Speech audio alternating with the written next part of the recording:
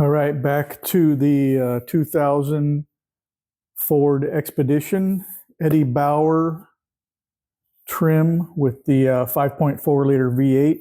This is an all-wheel drive vehicle, has four-wheel drive. I will have to look into the front diff. Feels like it's hopping around, might need to replace some coil packs in there. So that's a big job. I'm going to try to do as many of the kind of modest jobs as I can. One of them is replacing the battery. So I did a check yesterday.